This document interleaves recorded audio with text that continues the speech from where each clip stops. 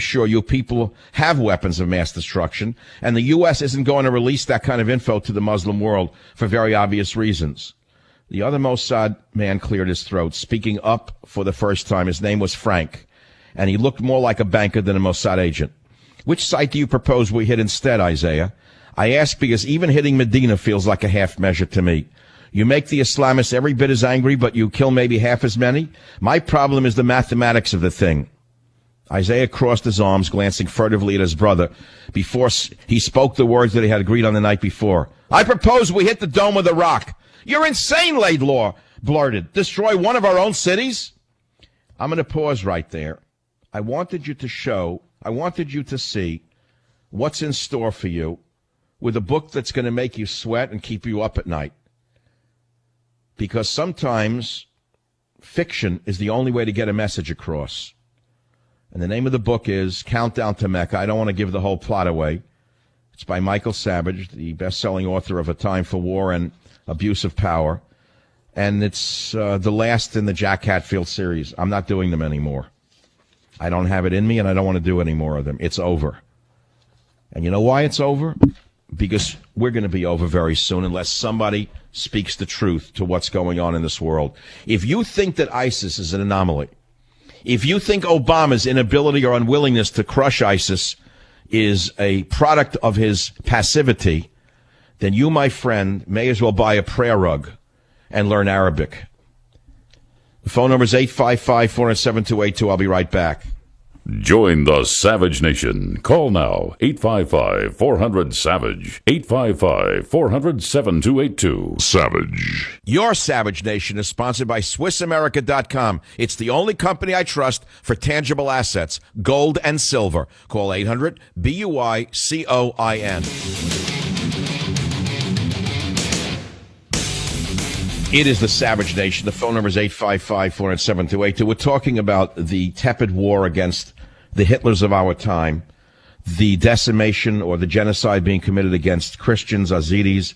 We're talking about Obama not mentioning the Holocaust against the Armenians, who are Christians. And many people are starting to awaken very slowly to his real sympathies. It takes a long time for people to wake up. Unfortunately, in our case, it may be too late. WMAL in Washington, D.C. Lee, welcome to the program. What's on your mind? Hi, how are you, Michael? It's so good to talk to you. I called in a while back, and I said it then. I want to say it again. You're an absolute genius, and I thank God for you, your thoughts on what you're doing out there. Michael, we have the Trojan horse. We've let the Trojan horse in.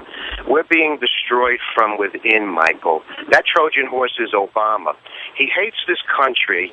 He is a closet Islamist. His father was a Muslim. He sympathizes with everything he does, and he chastises Christians and everybody else from Israel and anybody else that are really our allies. He doesn't want anything to do with. He's letting in Cuba. He's negotiating with Iran as they're bringing arms to Yemen. When are people going to realize what's happening here? You realize it. You're letting us know it, Michael. But I've been saying it for a while. It's happening. You don't have any Muslim leaders coming out. They are so excited about the possibility of Muslims taking over the world. Let's slow down. Most of what you said I agree with, but you must admit that Jordan is launching airstrikes against these vermin. Jordan is a Muslim nation.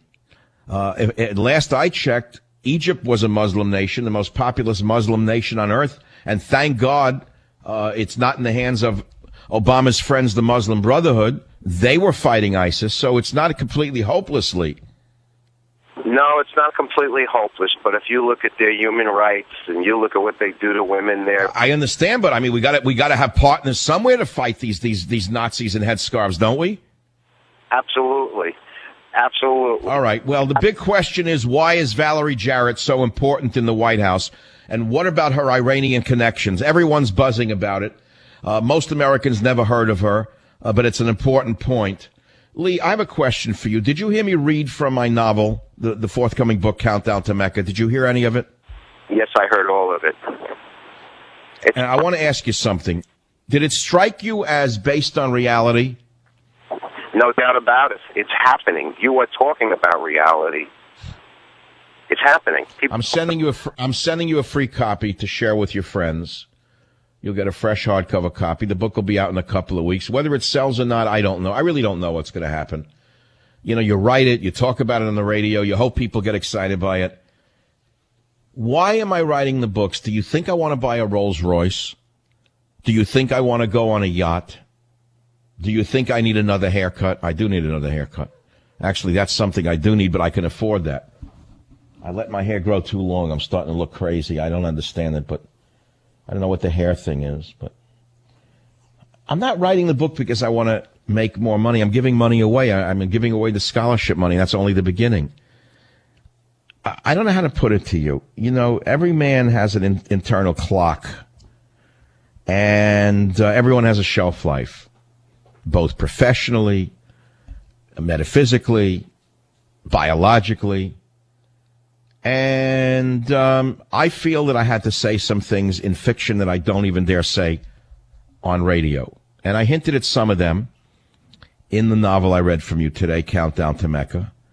I think there's a trove of information in the book that you'll say, where did he get this information from? It sounds too real for him to have made it up. Who are these characters? Do they exist? Do they not exist? How would he have known them? Why is he even talking about it? What is he trying to say? And that's why the book was written. But it's a lot of fun. I mean, there's a lot of, a novel has to be fun or else it's garbage. If it's just a diatribe, a political diatribe, it's not a good book. So I write about San Francisco, the restaurants, the streets. Teddy's in there. The yacht is in, the boat is in there. When I had one, I mean, it's fictionalized. The dog is not called Teddy. His name is Eddie. Those of you who came to love Eddie in the previous novels, Eddie's still alive. But my new characters are pretty good. I like Saul Minsky, the Jewish gangster who is helping Jack. And I like the character Anastasia, the Russian prostitute who has the eyes of an Arctic wolf. I love these characters. And fiction is interesting. Fiction may be the only way to get information out to the people. And it's a way to discuss ideas. And as I said to you, there have been books that have changed the course of human events.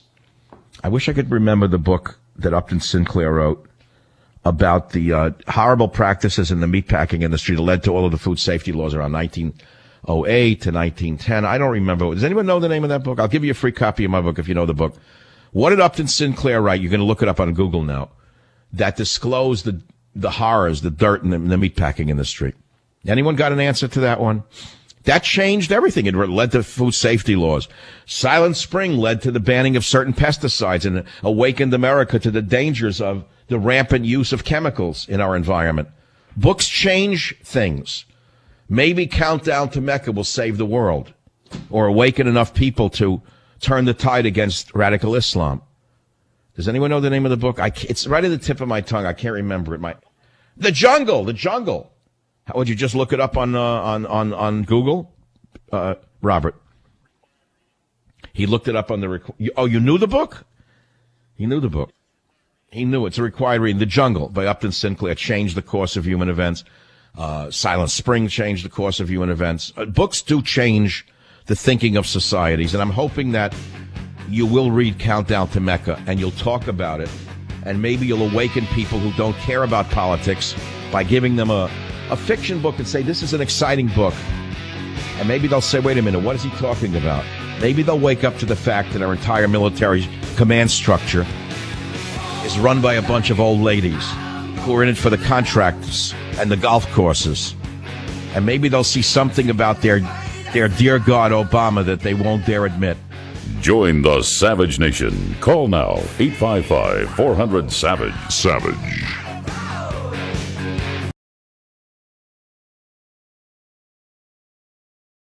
Home of unprotected talk, borders, language, culture. And here he is, Michael Savage. Did you ever have such a bad day that it's... Okay, thank you. Did you ever have such a bad day that you start to feel good when it's less bad? Welcome to the program. I had such a rough day from so early in the morning that now that I don't feel as bad as I did an hour ago, I'm starting to feel that I feel high. It's an amazing feeling to feel bad for so long. When the sense of dread and doom starts to go away, you actually get a natural high when actually you're still very depressed and low. Welcome to the program. Welcome to the program. Look who's running for office now, Carly Fiorina. Can you believe this creature? I'd rather vote for a box of pablum than Carly Fiorina. I remember she ran for the governor of the state of California, and she was in favor of illegal aliens. She was no different than the rhinos running. I mean, Carly Fiorina is Jeb Bush with lipstick, and I'm not so sure he wouldn't look better than her in lipstick and a dress. You remind me a little bit of Hermann Goring on his night on the town and a night in Munich. 855-407-282. Let's go to some of the callers. Jeff on KFAY Radio. Welcome to the program. Jeff, what's on your mind? Yes, I've been listening to you for over a year. One day I was listening, and you replaced another radio host I thought was a good show. I thought I was listening to a quartet, and now I get to listen to an orchestra. But I believe your upcoming fiction novel is going to be more important for people to read than they realize. Well, it has elements in it that go well beyond the face value, Countdown to Mecca, and I'm sending you a free copy, Jeff. Have you read any of the previous novels where I have Jack Hatfield as the hero? Did you read Abuse of Power or A Time for War? No, sir, not yet. Well, you're going to read Countdown to Mecca on me. Everyone who gets on the show from now right through launch is going to get a free copy. KSFO, stay on the line, please. We're going to go to line 7 now. Richard in my hometown of San Francisco on KSFO. What's on your mind, Richard? I think the book, even if it does not have exactly the scenario that will play out, makes people aware of how we are having a disconnect between our generals and our president and our administration and the Congress and bad senators like John McCain. They're likely to give our own generals conflicting signals, our admirals, and there's going to be a mistake at some point if we don't all stop playing Republican versus Democrat, hawk versus dove. We need to come out as a nation, especially the people on talk radio and the real thinkers, and unite behind a strategy that will actually defeat the Islamists and leave the rest of the Muslim world alone. Well, Richard, do you agree with me that that is an important problem? It is an exceptionally important problem because I think the one problem, the only problem, the supreme problem of all problems, the only problem that keeps me awake at night is the problem of radical Islam taking over the entire world in our lifetime. And I do not understand how stupid the average American can be. I'm watching the tsunami as it rises offshore. I see it rising to heights that are unimaginable, and it's about to hit us. And the idiots in this country don't say a word. You know, I studied the immigration problem ever since I began in radio in 1994. And although we've been swamped by illegals for a long time, going all the way back to Kennedy, the drunk, who lied when he said that it would not change the demographics of America. Do you know the immigrants that are coming in under Obama? Do you know where they're coming from? Do you know they're not primarily from Mexico? Are you aware of that, Richard?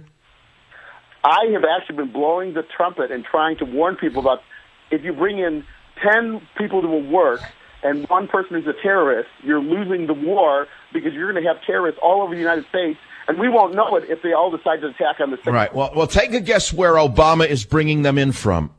He has altered the demographics of the immigrants that he is letting in, and they're not coming from Mexico. They're not speaking Spanish. The dominant immigrant groups that your president has chosen to flood America with are coming from the Middle East, from Africa, and from China. Did you know that? I absolutely do know that, because I have a friend who actually converted to Judaism from Islam, and we couldn't protect him. They actually grabbed him and threw him in a van and threatened to kill him if he didn't return to Islam. So even the Islamist Muslims... Well, that's why it's called the religion of pieces. See, the translation was wrong. We're told it's called the religion of peace, but it's actually the religion of pieces, P-I-E-C-E-S. Well, Salam in Arabic means conquest. It means conquering the whole world by force if necessary. Peace. Islam means submission. Islam does not mean peace as Obama sells it. Islam means submission. Exactly. It means submission. Okay, stay on the line. You know why I wrote the book, Countdown to Mecca. It's 1 second to midnight, and I'd like to send you a free copy of that book. Richard, thanks for calling from KSFO. Now let's talk about Obama's lies about Earth Day. Isn't it amazing that a hypocrite like he gets away with it? 9,000 gallons of jet fuel, triple